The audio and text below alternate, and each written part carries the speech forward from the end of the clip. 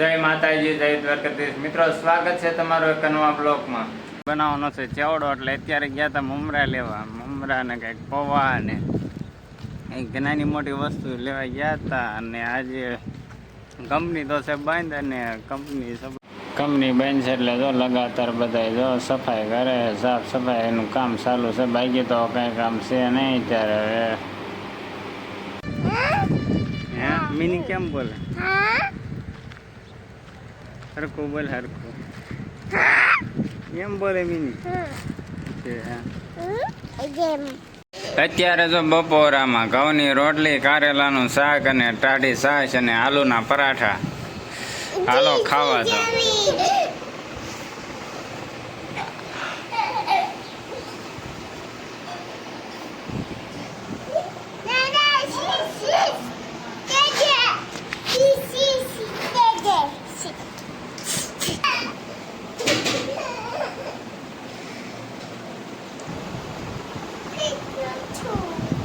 હું ફેટ નહીં થતો. હા ના, ઢાંકો નીચે પડ્યું, નીચે ફિટ કરવા નીચે પડ્યું.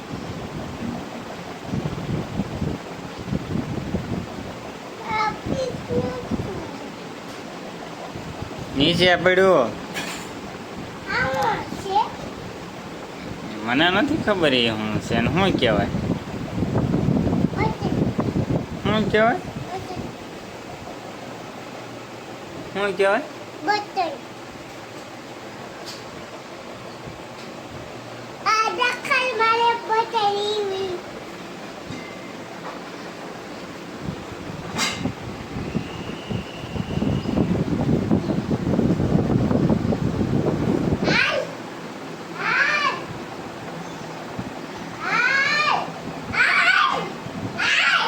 આજે કામકાજમાં કાંઈ છે નહીં, એટલે નવરા સીધા થાય મસ્તી કર્યા રાખ્યું છે.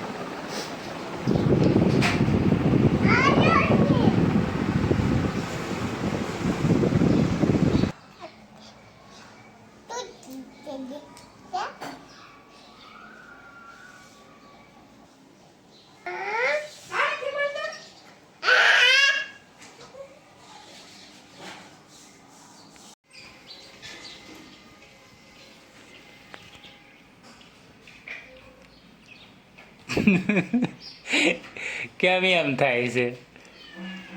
હે એટલે સીધું તો રિહાણો. હે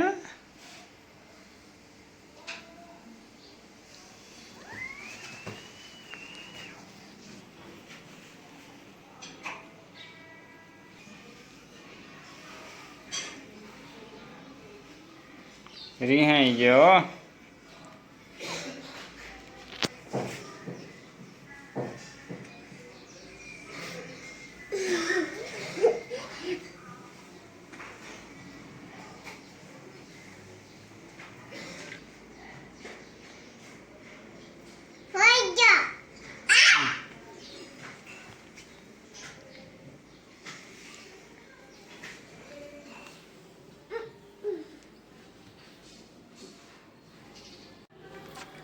મિત્રો, અત્યારે વાગ્યા છે સાંજના 7, અને અત્યારે જો આજે આપણે ભજીયા બનાવવાના છે. ભજીયા બનાવવા બે જઈ ફટાફટ. ડુંગળી, મેથી અને મરચાંનું કટિંગ તો થઈ ગયું છે. લીંબુનો રસ પણ એક વાટકીમાં થોડોક કાઢી લીધો હશે જરૂરિયાત મુજબ.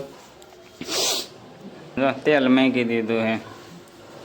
બનાવી નાખીએ ફટાફટ ભજીયા અને ખાઈ નાખીએ ભજીયા. તમારે જો ખાવા હોય તો આવી જાઓ ભજીયા ખાવા માટે.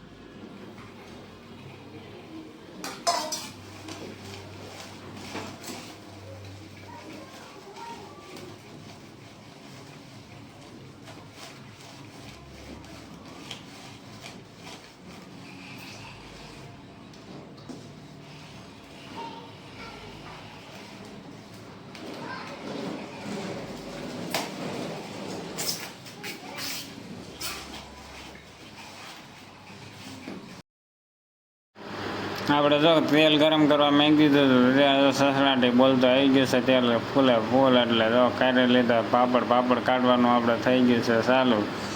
પાપડ નીકળી ગયા બાદ આપણે ભૂંગળા કાઢવાનું કરી દીધું ચાલુ.